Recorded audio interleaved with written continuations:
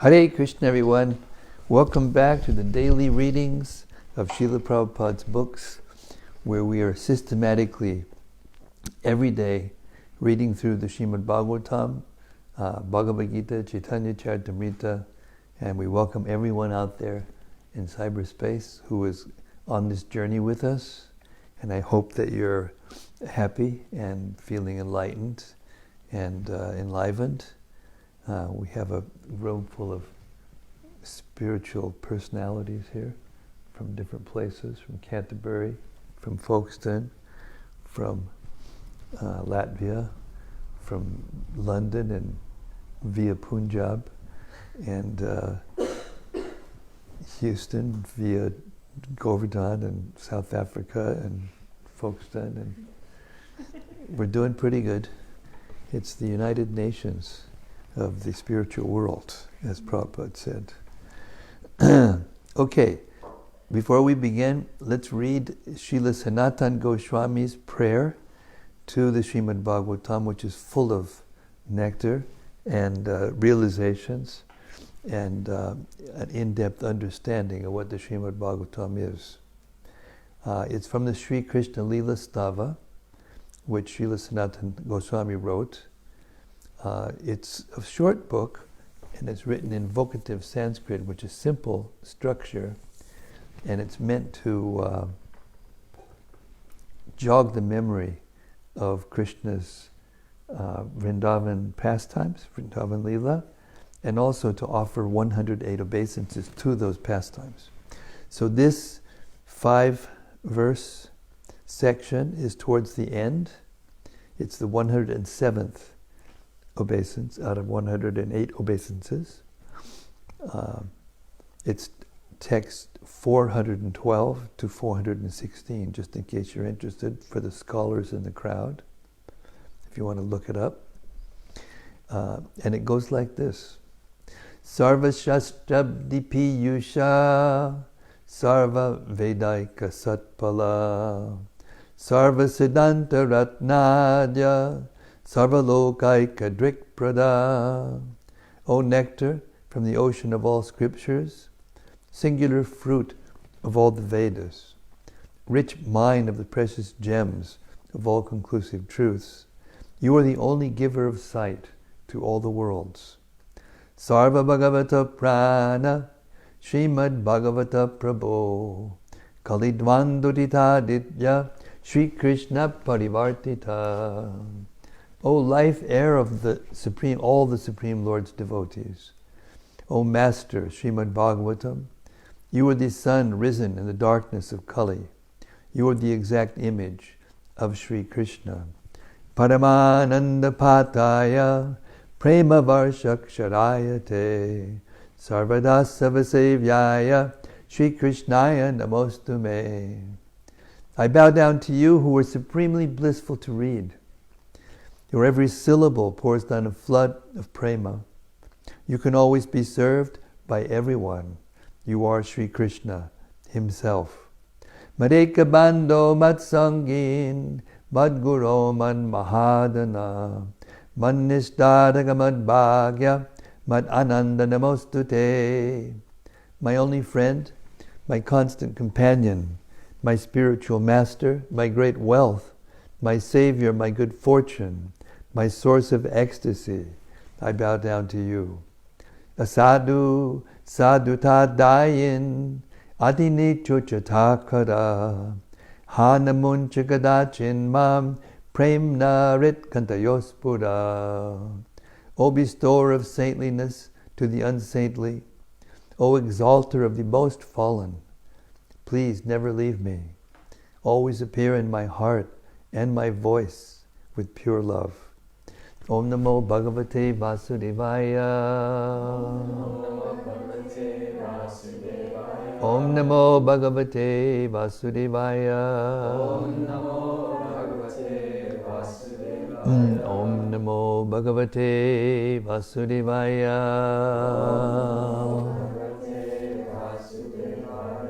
So, we've reached the third canto, 28th chapter, beginning with text 23. Kapila Dev is explaining to Devahuti the process of Sankhya philosophy, and now in that philosophy he's concentrating on the process of yoga, which is meant to control the mind and the senses.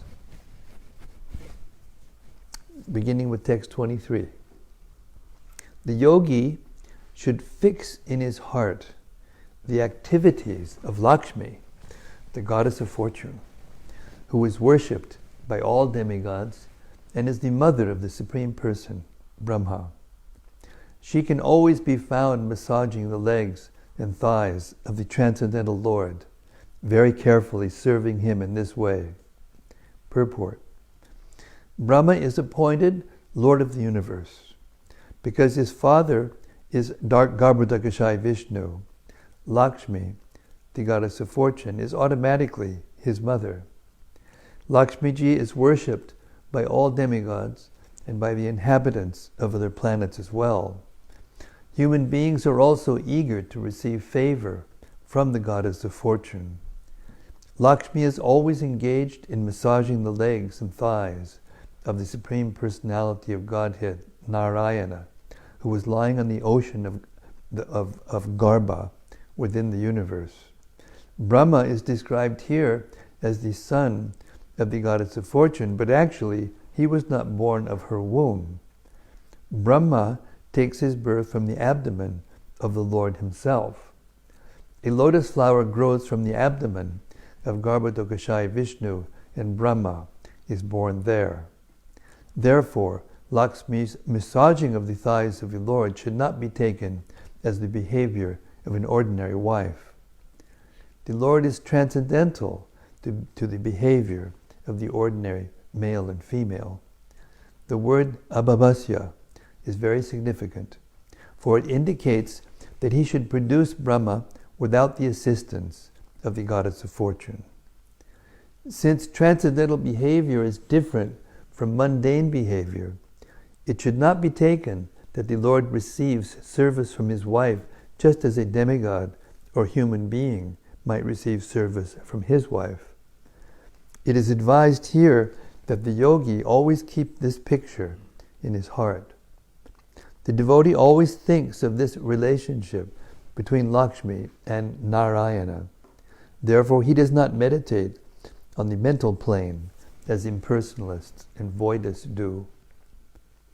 Bhava means one who accepts a material body, and abhava means one who does not accept the material body, but descends in the original spiritual body. Lord Narayana is not born of anything material. Matter is generated from matter, but he is not born of matter. Brahma is born after the creation. But since the Lord existed before the creation, the Lord has no material body. Text 24. Next, the yogi should fix his mind in meditation on the personality of Godhead's thighs, the storehouse of all energy. The Lord's thighs are whitish blue, like the luster of the linseed flower, and appear most graceful when the Lord is carried on the shoulders of Garuda. Also, the yogi should contemplate his rounded hips, which are encircled by a girdle that rests on the exquisite yellow silk cloth that extends down to his ankles. Purport.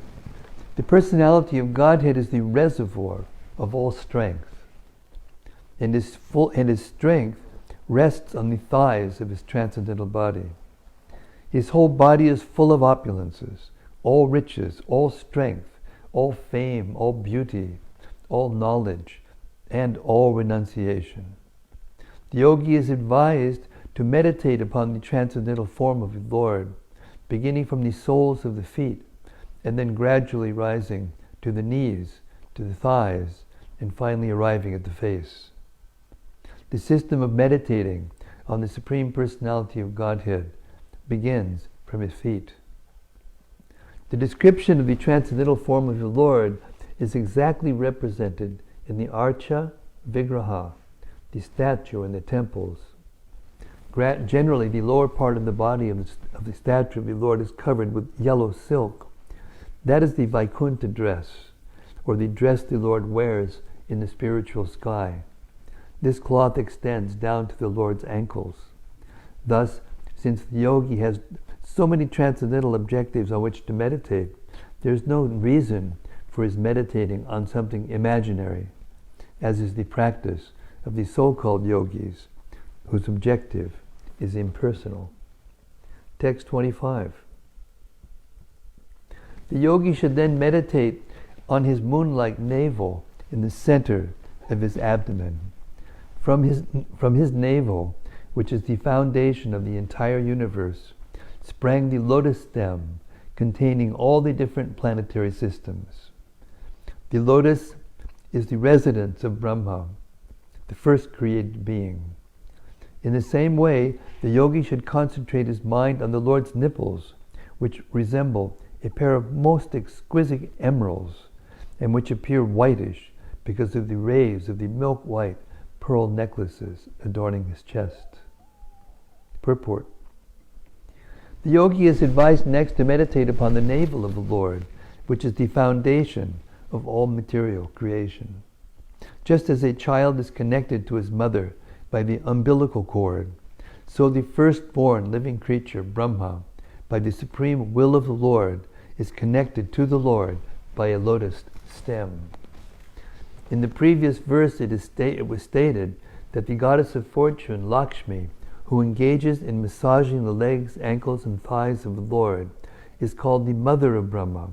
But actually, Brahma is born from the abdomen of the Lord, not from the abdomen of his mother.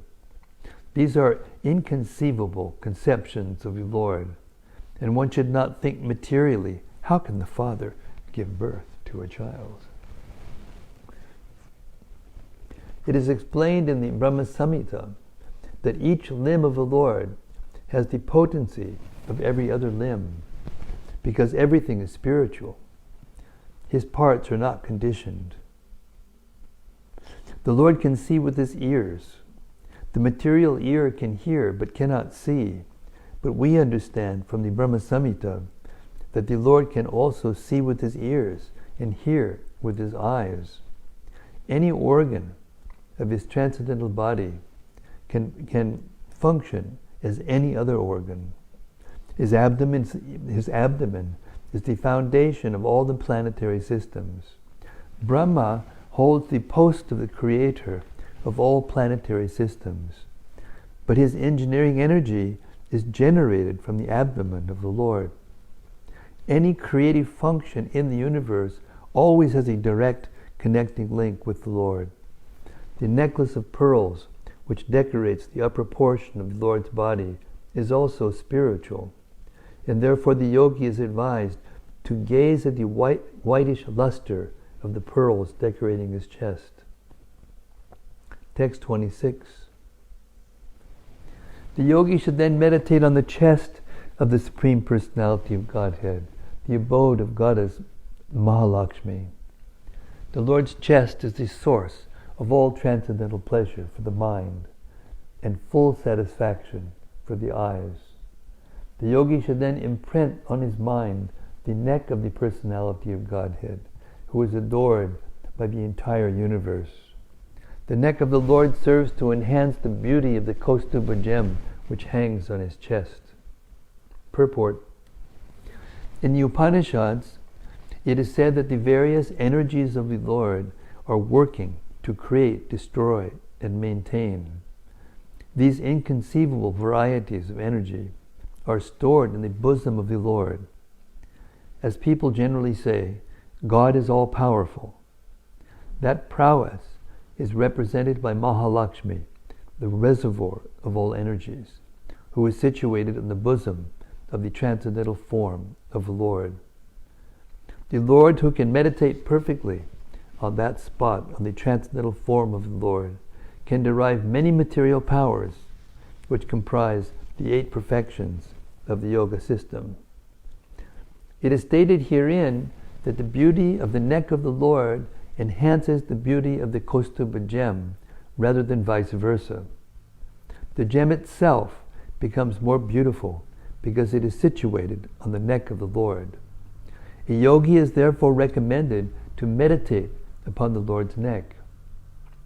The Lord's transcendental form can either be meditated upon in the mind, or placed in a temple in the form of the statue and decorated in such a way that everyone can contemplate it.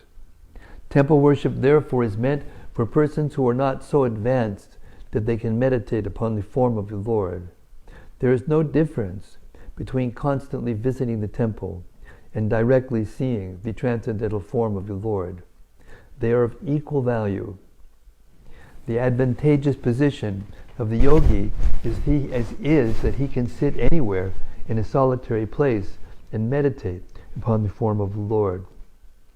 A less advanced person, however, has to go to the temple, and as long as he does not go to the temple, he is unable to see the form of the Lord. Either by hearing, seeing, or meditating, the objective is the transcendental form of the Lord. There is no question of voidness or impersonalism. The Lord can bestow the blessings of transcendental pleasure upon either the visitor of the temple, the meditator yogi, or one who hears about the Lord's transcendental form from scriptures like Srimad-Bhagavatam or Bhagavad Gita. There are 9 processes for executing devotional service, of which smaranam, or meditation, is one.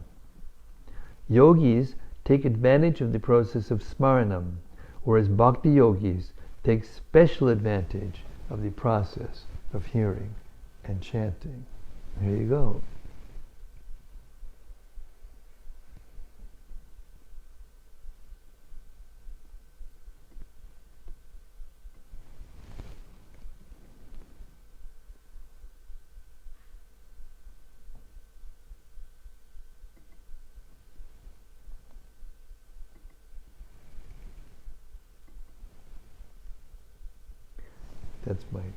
I'm compiling my next year offering. That's a good one. Text 27. The yogi should further meditate upon the Lord's 4 arms, which are the source of all the powers of the demigods who control the various functions of material nature. Then the yogi should concentrate on the polished ornaments which were burnished by Mount Mandara as it revolved. He should also duly contemplate the Lord's discus, the Sudarshan chakra, which contains 1,000 spokes and a dazzling luster, as well as the conch, which looks like a swan in his lotus-like palm. Purport. All departments of law and order emanate from the arms of the Supreme Personality of Godhead. The law and order of the universe is directed by different demigods, and it is here said to emanate from the Lord's arms. The law and order of the universe is directed by different demigods, and it is here said to emanate from the Lord's arms. Mandara Hill is mentioned here because when the ocean was churned by the demons on one side and the demigods on the other, Mandara Hill was taken as the churning rod. The Lord in his tortoise incarnation became the pivot for the churning rod, and thus his ornaments were polished by the turning of the Mandara Hill. In other words, the ornaments on the arms of the Lord are as brilliant and lustrous as if they had been polished very recently. The wheel in the hand of the Lord, called the Sudarshan chakra, has 1,000 spokes. The yogi is advised to meditate upon each of the spokes. He should meditate upon each and every one of the component parts of the transcendental form of the Lord. Text 28. The yogi should meditate upon his club, which is named Komudaki, and is very dear to him. This club smashes the demons who are always inimical soldiers and is smeared with their blood. One should also concentrate on the nice garland on the neck of the Lord, which is also surrounded by bumblebees with their nice buzzing sound, and one should meditate upon the pearl necklace on the Lord's neck, which is considered to represent the pure living entities who were always engaged in his service. Purport. The yogi must contemplate the different parts of the transcendental body of the Lord. Here it is stated that the constitutional position of the living entities should be understood. There are two kinds of living entities mentioned here. One is called the arati. They are averse to understanding the pastimes of the Supreme Personality of Godhead. For them, the Lord appears with his hand clutching the terrible mace, which is smeared with bloodstains from his killing of demons. Demons are also sons of the Supreme Personality of Godhead. As stated in Bhagavad Gita, all the different species of living entities are sons of the Supreme Personality of Godhead. There are, however, two classes of living entities who act in two different ways. The Supreme Lord keeps on his neck those living entities who are pure, and one protects the jewels and pearls on the bosom of a neck of one's body. I'll read that again. The Supreme Lord keeps on his neck those living entities who are pure, as one protects the jewels and pearls on the bosom and neck of one's body. Those living entities in pure Krishna consciousness are symbolized by the pearls on his neck. Those who are demons and are inimical towards the pastimes of the Supreme Personality of Godhead are punished by his mace, which is also smeared with the blood of such fallen living entities. The blood of the Lord is very dear to him because he uses this instrument. The club of the Lord is very dear to him because he uses this instrument to smash the bodies of the demons and mix their blood. As mud is kneaded with water and earth, so the earthly bodies of the enemies of the Lord, or the atheists, are smashed by the club of the Lord, which becomes muddied with the blood of such demons. Text 29. The yogi should then meditate on the lotus-like countenance of the Lord, who presents his different forms in this world out of compassion for the anxious devotees. His nose is prominent, and his crystal clear cheeks are illuminated by the oscillation of his glittering alligator-shaped earrings. Purport. The Lord descends to the material world out of his deep compassion for his devotees. There are two reasons for the Lord's appearance or incarnation in the material world. Whenever there is a discrepancy in the discharge of religious principles, and there is a prominence of irreligion, the Lord descends for the protection of the devotees and the destruction of the non-devotees. When he appears, his main purpose is to give solace to his devotees. He does not have to come himself to destroy the demons, for he has many agents. Even the external energy, Maya, has sufficient strength to kill them. But when he comes to show compassion to his devotees, he kills the non-devotees as a matter of course.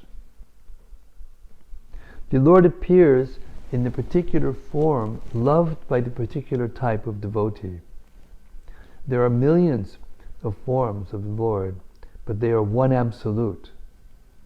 As stated in the Brahma Samhita, Advaitam Achyutam Anadim Anantarupam. All the different forms of the Lord are one, but some devotees want to see him in the form of Radha and Krishna, and others prefer him as Sita and Ramachandra.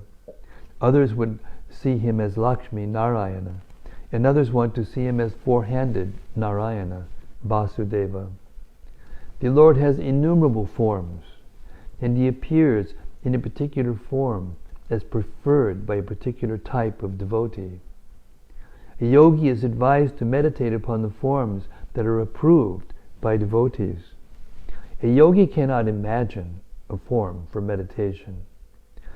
Those so-called yogis who manufacture a circle or target are engaged in nonsense. Actually, a yogi must meditate upon the form of the Supreme Personality of Godhead that has been experienced by the Lord's pure devotees. Yogi means devotee. Yogis who are not actually pure devotees should follow in the footsteps of devotees. It is especially mentioned here that the yogi should meditate upon the form which is thus approved. He cannot manufacture a form of the Lord. Text 30. The yogi then meditates upon the beautiful face of the Lord, which is adorned with curly hair and decorated by lotus-like eyes and dancing eyebrows. A lotus surrounded by swarming bees and a pair of swimming fish would be put to shame by its elegance. Purport. One important statement here is jnanyan, jnayyan, manomayam. Manomayam is not imagination. Impersonalists think that the yogi can imagine any form he likes, but as stated here, the yogi must meditate upon the form of the Lord which is experienced by devotees. Devotees never imagine a form of the Lord. They are not satisfied by something imaginary. The Lord has different eternal forms. Each devotee likes a particular form and thus engages himself in the service of the Lord by worshipping that form. The Lord's form is depicted in different ways according to scriptures. As already discussed, there are 8 kinds of representations of the original form of the Lord. These representations can be produced by the use of clay, stone, wood, paint, sand, etc., depending on the resources of the devotee. Manomayam is a carving of the form of the Lord within the mind. This is included as one of the 8 different carvings of the form of the Lord. It is not imagination. Meditation on the actual form of the Lord may be manifested in different manners, but one should not conclude that one has to imagine a form. There are 2 comparisons in this verse. First, the Lord's face is compared to a lotus, and then his black hair is compared to humming bees swarming around the lotus, and his 2 eyes are compared to 2 fish swimming about. A lotus flower on the water is very beautiful when surrounded by humming bees and fish. The Lord's face is self-sufficient and complete. His beauty defies the natural beauty of the lotus. Text 31. The yogis should contemplate with full devotion. The yogis should contemplate with full devotion the compassionate glances frequently cast by the Lord's eyes, for they soothe the most fearful threefold agonies of his devotees. His glances, accompanied by loving smiles, are full of abundant grace. Purport. As long as one is in conditional life, in the material body, it is natural that he will suffer from anxieties and agonies. One cannot avoid the influence of material energy, even when one is on the transcendental plane.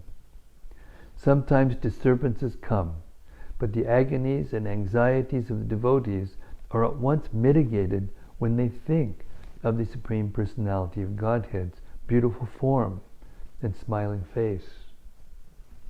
The Lord bestows innumerable favors upon his devotee, and the greatest manifestation of his grace is his smiling face, which is full of compassion for his pure devotee. Text 32. A yogi should similarly meditate on the most benevolent smile of Lord Sri Hari, a smile which, for all those who bow to him, dries away the ocean of tears caused by intense grief. The yogi should also meditate on the Lord's arched eyebrows, which are manifested by his internal potency in order to charm the sex god for the good of the sages. Purport. The entire universe is full of miseries, and therefore the inhabitants of this material universe are always shedding tears out of intense grief. There is a great ocean of water made from such tears. But for one who surrenders unto the Supreme Personality of Godhead, the ocean of tears is at once dried up. One need only see the charming smile of the Supreme Lord. In other words, the bereavement of material existence immediately subsides when one sees the charming smile of the Lord. As stated in this verse, it is stated in this verse that the charming eyebrows of the Lord are so fascinating that they cause one to forget the charms of sense gratification. The conditioned souls are shackled to material existence because they are captivated by the charms of sense gratification, especially sex life. The sex god is called Makaradwaj. The charming brows of the Supreme Personality of Godhead protect the sages and devotees from being charmed by material lust and sex attraction.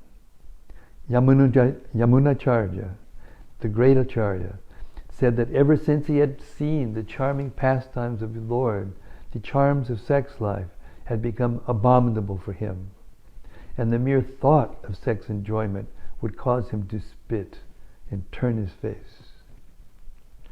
Thus, if anyone wants to be aloof from sex attraction, he must see the charming smile and fascinating eyebrows of the Supreme Personality of Godhead. Text 33. With devotion steeped in love and affection, the yogi should meditate within the core of his heart upon the laughter of Lord Vishnu. The laughter of Vishnu is so captivating. Oh, confirmed.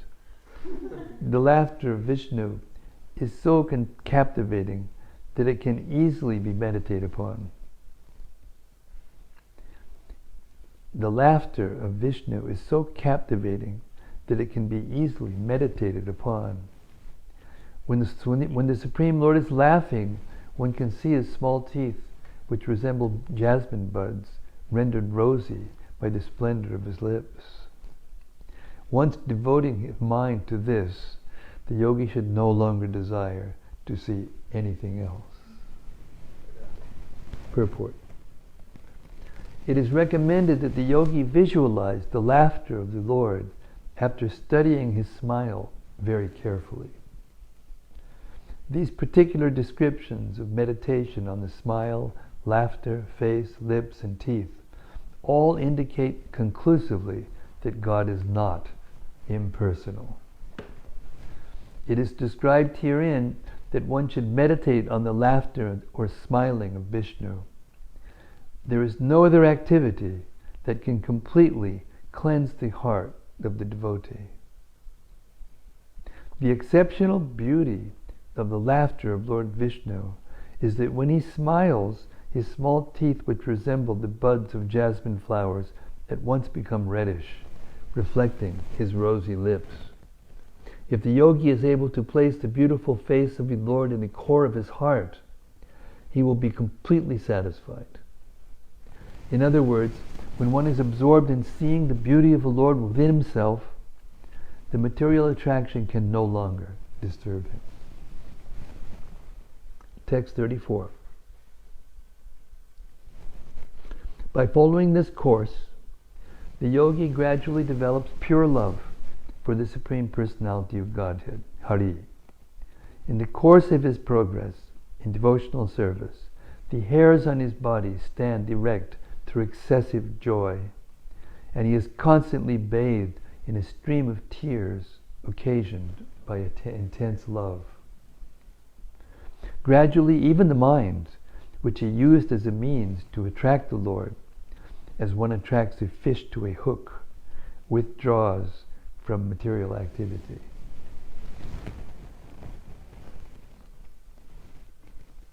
Purport. Here it is clearly mentioned that meditation, which is an action of the mind, is not the perfect stage of samadhi or absorption. In the beginning, the mind is employed in attracting the form of the Supreme Personality of Godhead. But in the higher stages, there is no question of using the mind. A devotee becomes accustomed to serving the Supreme Lord by purification of his senses. In other words, the yoga principles of meditation are required as long as one is not situated in pure devotional service. The mind is used to purify the senses, but when the senses are purified by meditation, there is no need to sit in a particular place and try to meditate upon the form of the Lord. One becomes so habituated that he automatically engages in the personal service of the Lord. When the mind forcibly is engaged upon the form of the Lord, this is called nirbija yoga, or lifeless yoga. For the yogi does not automatically engage in the personal service of the Lord. But when he is constantly thinking of the Lord, that is called sabhija yoga, or living yoga. One has to be promoted to the platform of living yoga. One should engage in the service of the Lord 24 hours a day, as confirmed in the Brahma Samhita. The stage of premanjana, churita, can be attained by developing complete love. When one's love for the Supreme Personality of Godhead in devotional service is fully developed, one always sees the Lord, even without artificially meditating on his form. His vision is divine because he has no other engagement. At this stage of spiritual realization, it is not necessary to engage the mind artificially. Since the meditation recommended in the lower stages is a means to come to the platform of devotional service, those already engaged in the transcendental loving service of the Lord are above such meditation. This stage of perfection is called Krishna consciousness. Text 35.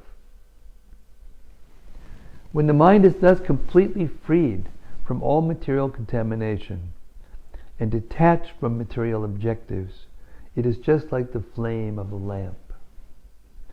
At that time, the mind is actually dovetailed with that of the Supreme Lord, and it's experienced as one with Him because it is freed from the interactive flow of the material qualities. Purport. In the material world, the activities of the mind are acceptance and rejection. As long as the mind is in material consciousness, it must be forcibly trained to accept meditation on the Supreme Personality of Godhead.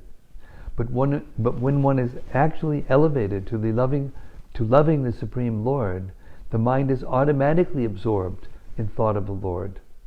In such a position, a yogi has no other thought than to serve the Lord. This dovetailing of the mind with the desires of the Supreme Personality of Godhead is called nirvana, or making the mind one with the Supreme Lord. The best example of nirvana is cited in Bhagavad Gita. In the beginning, the mind of Arjuna deviated from Krishna's. Krishna wanted Arjuna to fight, but Arjuna did not want to, so there was disagreement. But after hearing Bhagavad Gita from the Supreme Personality of Godhead, Arjuna dovetailed his mind with Krishna's desire. This is called oneness. This oneness, however, did not cause Arjuna and Krishna to lose their individualities. The Mayavadi philosophers cannot understand this.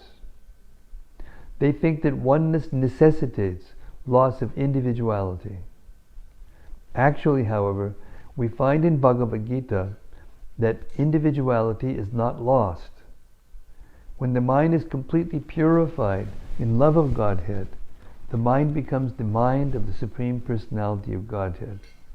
The mind at that time does not act separately, nor does it act without inspiration to fulfill the desire of the Lord.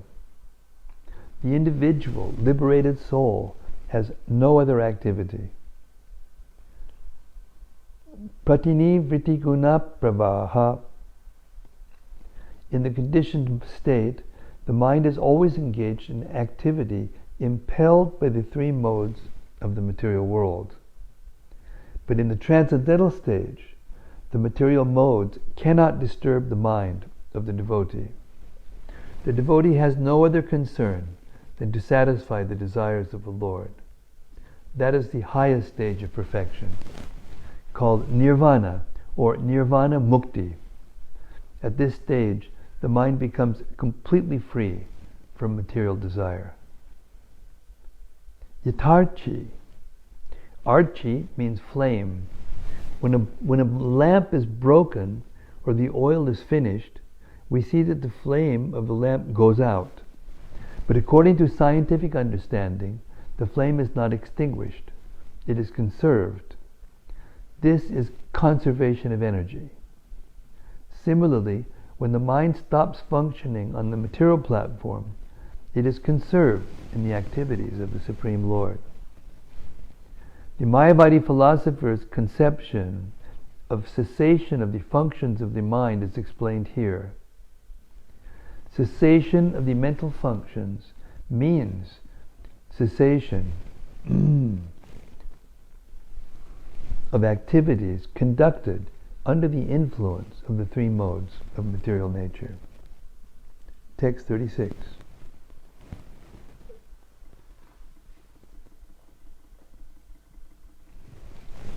Thus situated in the highest transcendental stage, the mind ceases from all material reaction and becomes situated in its own glory, transcendental to all material conceptions of happiness and distress.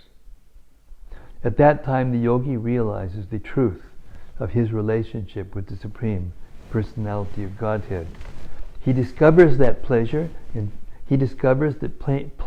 pain, as well as their interactions, which he attributed to his own self, are actually due to the false ego, which is a product of ignorance. Purport.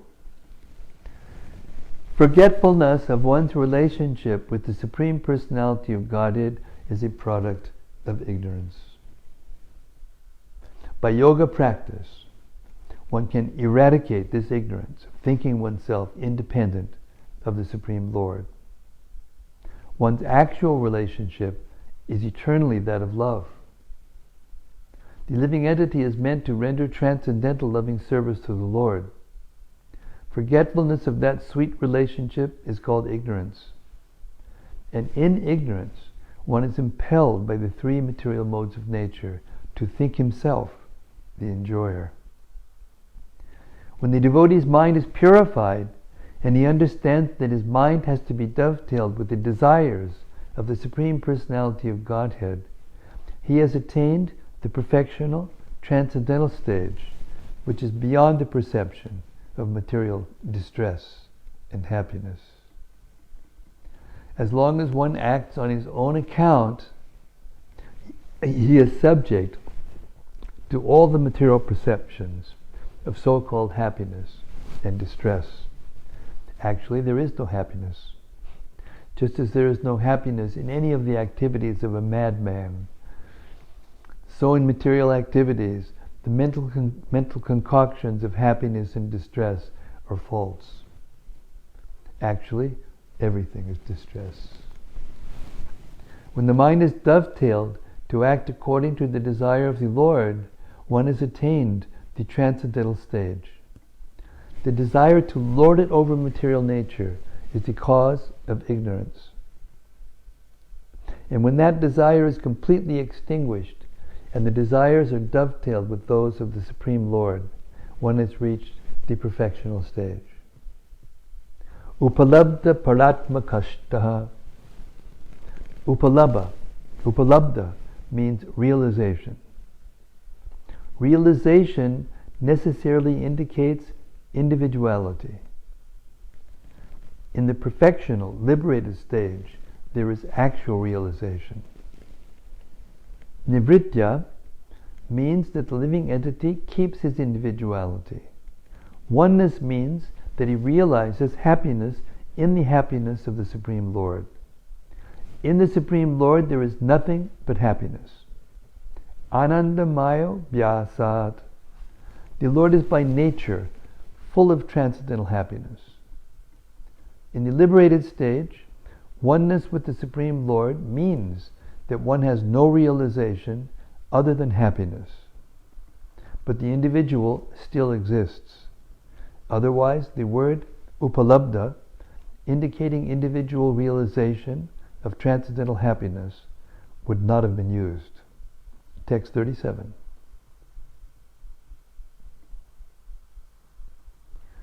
Because he has achieved his real identity, the perfectly realized soul has no conception of how the material body is moving or acting. Just as an intoxicated person cannot understand whether or not he has clothing on his body. Purport. This stage of life is explained by Rupa Goswami in his Bhakti Rasamrita Sindhu. A person whose mind is completely dovetailed with the desire of the Supreme Personality of Godhead, and who engages 100% in the service of the Lord, forgets his material bodily demands. Text 38. The body of such a liberated yogi, along with the senses, is taken charge of by the Supreme Personality of Godhead, and it functions until its destined activities are finished. The liberated devotee, being awake to his constitutional position, is thus situated in samadhi, the highest perfectional stage of yoga. Does not accept the byproducts of the material body as his own. I read that again. The liberated devotee, being awake to his constitutional position, and thus situated in samadhi, the highest perfectional stage of yoga, does not accept the byproducts of the material body as his own. Thus he considers his bodily activities to be like the activities of a body in a dream. Purport. The following questions may be posed. As long as the liberated soul is in contact with the body, why don't the bodily activities affect him? Doesn't he actually become contaminated by the action and reaction of material activities? In answer to such questions, this verse explains that the material body of a liberated soul is taken charge of by the Supreme Personality of Godhead. It is not acting due to the living force of a living entity. It is simply acting as a reaction to past activities. Even after being switched off, an electric fan moves for some time. That movement is not due to the electric current, but is a continuation of the last movement. Similarly, although a liberated soul appears to be acting just like an ordinary man, his actions are to be accepted as the continuation of past activities. In a dream, one may see himself expanded through many bodies, but when awake, he can understand that those bodies were all false. Similarly, although a liberated soul has the byproduct of the body, children, wife, house, and so on, he does not identify himself with those bodily expansions. He knows that they are all products of the material dream. The gross body is made of the gross elements of matter, and the subtle body is made of mind, intelligence, ego, and contaminated consciousness. If one can accept the subtle body of a dream as false and not identify oneself with that body, then certainly an awake person need not identify with the gross body. As one who is awake has no connection with the activities of body in a dream. An awakened, liberated soul has no connection with the activities of the present body. In other words, because he is acquainted with his constitutional position, he never accepts the bodily concept of life. Text.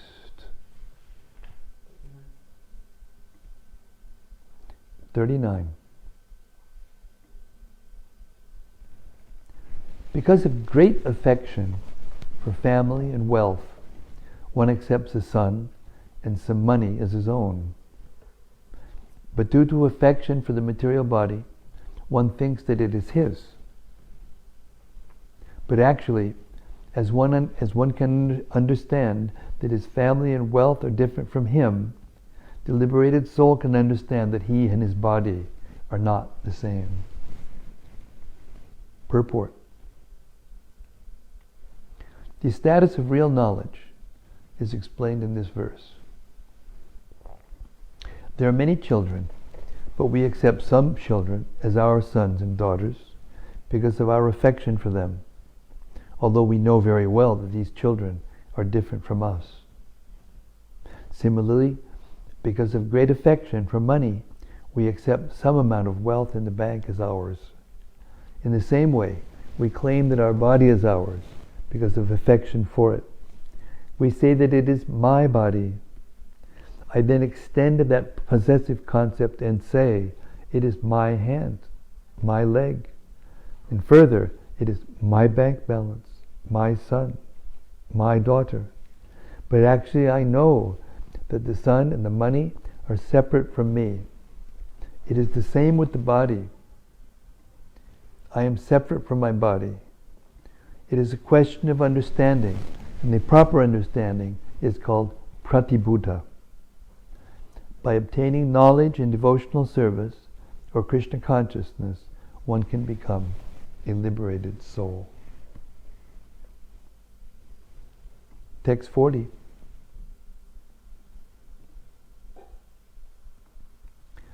The blazing fire is different from the flames, from the sparks, and from the smoke, although all are intimately connected because they are born from the same blazing wood. Purport. Although the blazing firewood, the sparks, the smoke, and the flame cannot stay apart because each of them is part and parcel of the fire, still they are different from one another. A less intelligent person accepts the smoke as fire, although fire and smoke are completely different. The heat and light of the fire are separate, although one cannot differentiate fire from heat and light. Text 41. The Supreme Personality of Godhead, who is known as Param Brahma, is the seer. He is different from the Jiva soul, or individual living entity, who is combined with the senses, the five elements, and consciousness. Purport. A clear conception of the complete whole is given herewith. The living entity is different from the material elements, and the Supreme Living Entity, the Personality of Godhead, who is the creator of the material elements, is also different from the individual living entity. This philosophy is propounded by Lord Chaitanya as a Chinta Bedha Beda Tattva. Everything is simultaneously one with and different from everything else. The cosmic manifestation created by the Supreme Lord by his material energy is also simultaneously different and non-different from him. The material energy is non-different from the Supreme Lord, but at the same time, because that energy is acting in a different way, it is different from him. Similarly, the individual living entity is one with and different from the Supreme Lord. This simultaneously one and different philosophy is the perfect conclusion of the Bhagavata school, as confirmed here by Kapila Dev. Living entities are compared to the sparks of a fire. As stated in the previous verse, fire, flame, smoke, and firewood are combined together. Here, the living entity, the material elements, and the Supreme Personality of Godhead are combined together. The exact position of the living entities is like that of the sparks of a fire. They are part and parcel. The material energy is compared to the smoke. The fire is also part and parcel of the Supreme Lord. In the Vishnu Purana, it is said that whatever we can see or experience, either in the material or spiritual world, is an expansion of the different energies of the Supreme Lord. As fire distributes its light and heat from one place, the Supreme Personality of Godhead distributes His different energies all over His creation. The four principles of the Vaishnava philosophic doctrine are Shuddha Dvaita, purified oneness, Dvaita Dvaita, simultaneous oneness and difference, Vishishta Dvaita, and Dvaita. All four principles of Vaishnava philosophy are based on the thesis of Srimad-Bhagavatam explained in these two verses.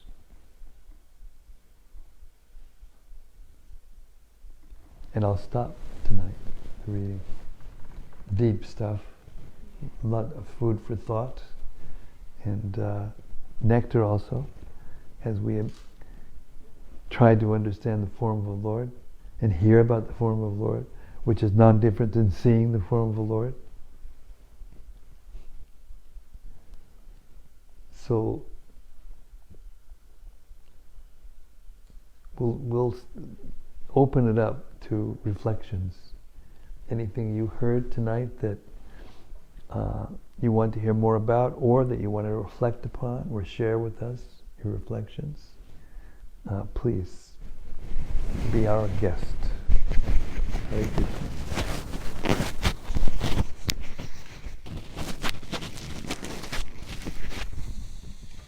Okay, Shamagori is going to start. As we were reading about the very detailed description of the form of the Lord, it just came into my mind that the Damodarashtakam prayers, which is like, I'm not sure who wrote them. Do we know who wrote them? Slips my mind. It's Muni. Oh yeah, that's right. Yeah, yeah. I can't remember off the head. I'll have to look it up.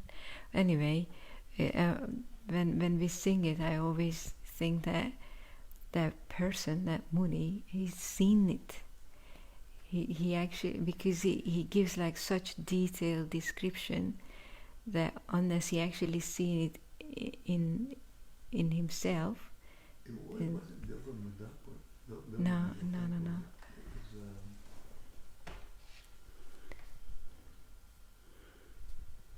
Go ahead. And that was my reflection, that, sometimes when they see it, they actually describe it on such a wonderful way, that in so many little details in it, that almost like we can see it as well.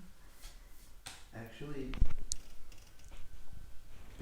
this is why the Srimad-Bhagavatam is described to be Vijnana. Because Vijnana, there's two things.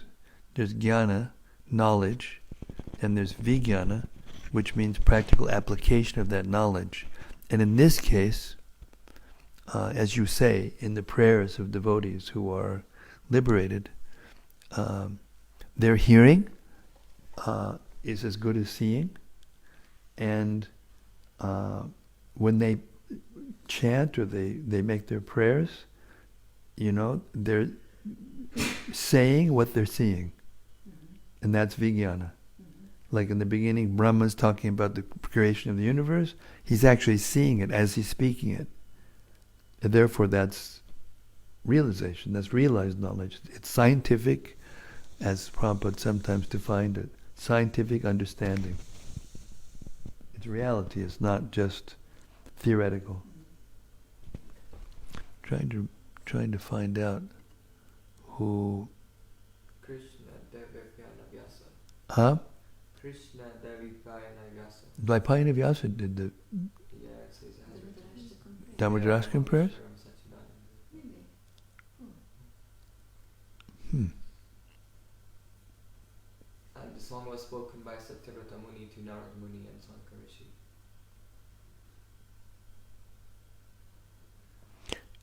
Mm-hmm.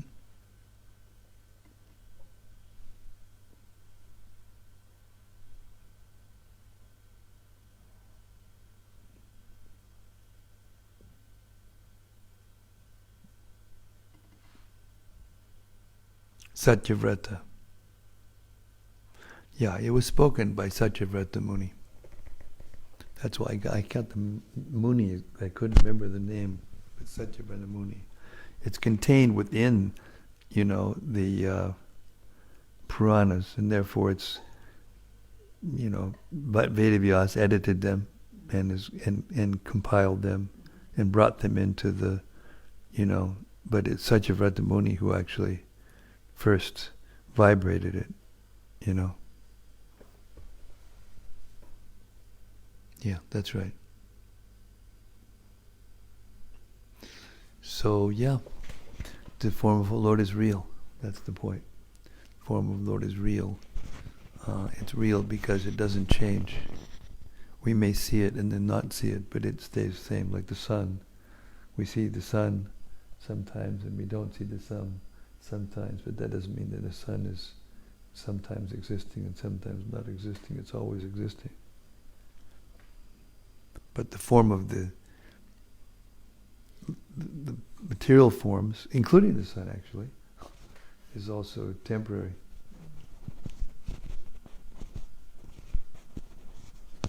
I thought it was interesting how, from one point that I remember when we were reading, I reflected on when we were reading that Krishna is actually the father and the mother. We heard that the other night also. Nobody else can be both the father and the mother. Supreme mystic.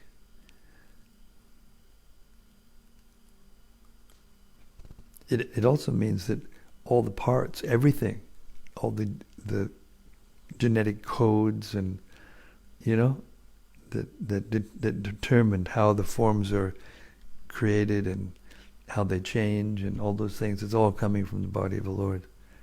I was thinking the other day when we were reading. I didn't bring it up.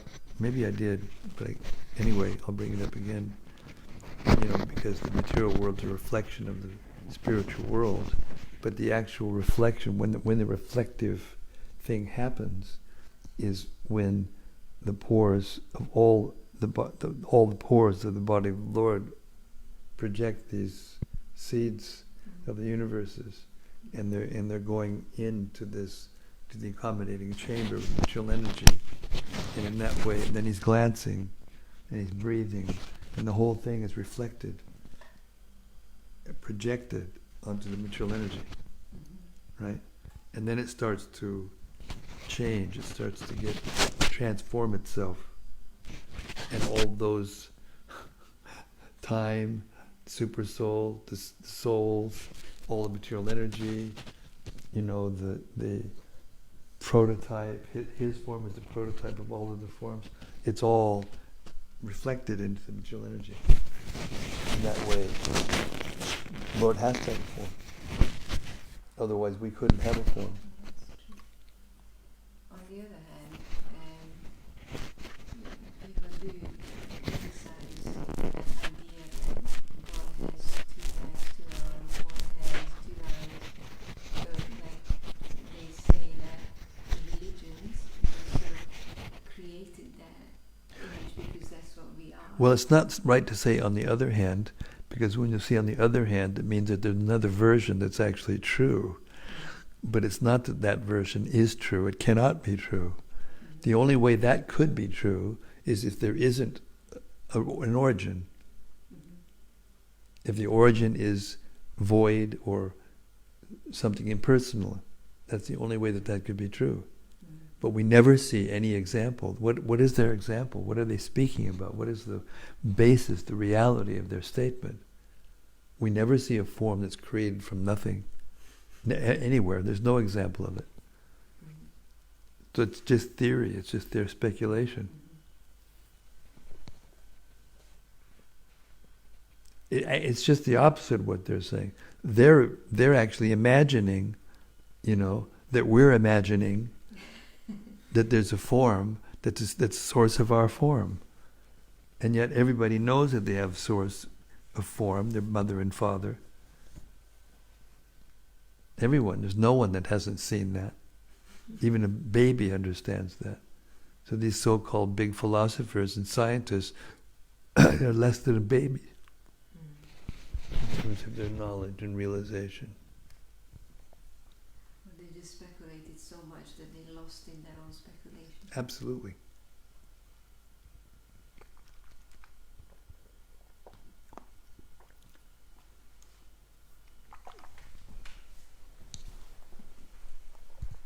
Bhakti-Matt's got something over here. We have a comment online from Jivamaya Devidasi. From Wales. Hare Krishna, Jivamaya. She says, Hare Krishna Maharaj, thank you so much. Listening with my mother sitting next to me, she calls you... I remember her. It's wonderful love for me. She says, the lovely monk who made me cry as you touched her heart when you told her your mother's story. Please never stop blessing us with your conviction in Srila Prabhupada's books. I pray one day we can hear attentively. Thank you very much. I appreciate that deeply. Run over there to the table and get that the book that I'm reading, Searching for Vedic India. Yeah, this has got some really nice stuff in it that I was just reading to relate to what we were just talking about.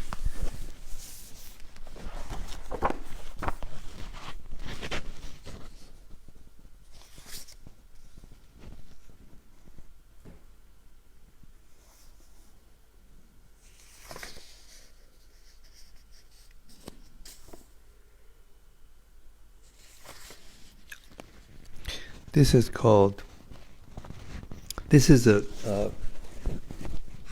Searching for Vedic India. It's written by Devamrita Maharaj, and it's a brilliant book. I'd like to recommend it to everyone, and recommend it to your friends also. It's a brilliant book. I'll just read you a little excerpt from it. The reason I'm bringing this up is because of this idea that, the materialists criticize the idea that there's a form that's the source of our form. And this is where they get there. This is how they think. It's called Brahman and Beyond, this section of this chapter. Complete confidence that matter is all that matters leads to the conviction that the Vedic sages and their texts are irrelevant. The hardened materialist dismisses Vedic scientific information, wondering, what are those aborigines talking about? Who needs it? The most prolific author in the 20th century, science writer Isaac Asimov, sarcastically shared that view.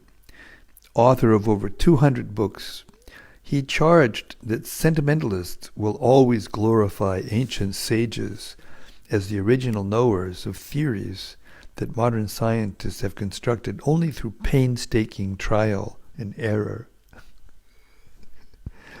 The dreamy ancient mystics, as Asimov sees them, with their eyes closed and their intuitions working, deserve scant credit.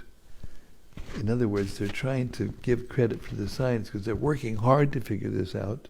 And these books of these sages, they just say it as if they, know it. But we're working hard to prove it, but they haven't proven anything. And yet the conclusion's the same. So, Hare Krishna. And he concludes, 100 sages, though speaking ever so wisely, can never offer anything more persuasive than an imperative believe. But they're saying the same thing to us. We have to believe what they're, A materialist never acknowledges the Vedic transcendental methodology, the techniques employed to experience the Vedic conclusions. Though the devotees of matter, of course, have passionate faith in matter, they imagine that they alone rely upon procedural verification. They think the sages depend only on luck and belief. Meanwhile, whether based on faith in matter or empiricism in matter, no scientist can adequately even begin to explain the presence of consciousness in the cosmos. And here we get down to the nitty-gritty. What is consciousness? How did it come into existence? The Vedas teach that conscious energy pervades the universe.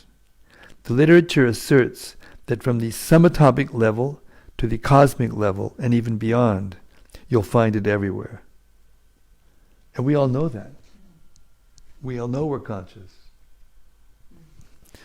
The Chandogya Upanishad says, Sarvam Kalavidam Brahma, or consciousness indicative of the spiritual energy is limitless in its presence. That all-pervading spiritual energy is known in the Vedas as Brahman, a term now found in many dictionaries, though rarely defined correctly. The Vedas tell us that because Brahman is not subject to material analysis, therefore its telltale evidence, consciousness, cannot be dissected. The Vedic presentation of Brahman enchanted some of the 20th century's most influential physicists. Austrian Nobel laureate Erwin Schrödinger was a great fan of the Vedas, especially the Upanishads. He found in Brahman clear affirmation for his conceptions of, quote, one mind, end quote. David Bohm used Brahman to formulate his idea of the explicit order and implicit order. Brahm's implicit order is the undifferentiated source of all the temporary, explicit varieties of the cosmic manifestation. Anyway, it goes on and on and on, and they can't get their mind around consciousness. They can't explain it. They explain it away, and they say that they want to say that matter is the source of consciousness, but they can't get their arms around what consciousness is. So how can they say that matter is created by matter? Yes, the arrogance is like... It's unbelievable. It's unbelievable. How can you state something you don't know anything about it? Exactly. What happened? Exactly. All you can do is wish it away, like they said, the Aborigines. Yes. Nobody says that these Vedas were written any sooner than 1,200 years ago. And many have come to the conclusion for 3,000, 4,000, 5,000 years. Mm-hmm. And people back then, they're not supposed to be able to have thought such sophisticated thoughts in sophisticated language. They can't make it out. Even the linguists, they're completely flummoxed.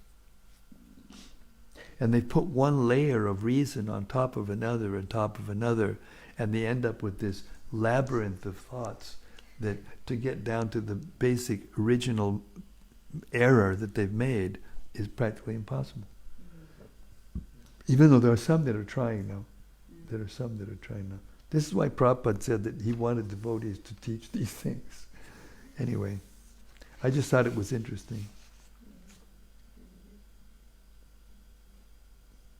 And then the modern so-called spiritualists, they kind of use the idea of Brahman to become intoxicated by such sentences are, we are limitless, they think. We are the all-pervading, the infinite. Some even say that as pure consciousness, we are the ultimate movers of the sun, the moon, the universe, and so forth. I mean, it's like, this. Even a child can understand that that's nonsense, gobbledygook. It's no wonder why Prabhupada's favorite word was rascal. When it came to defining these people. It's definitely far out. Huh? It's definitely far out. Yeah. And I've met a few of them in Sankirtan as well. Yeah. They try to convince me that they say, I'm God, But they don't say that I'm God, they say to me that you're God. I said, no. Exactly. You're never going to convince me about that. Misery loves company.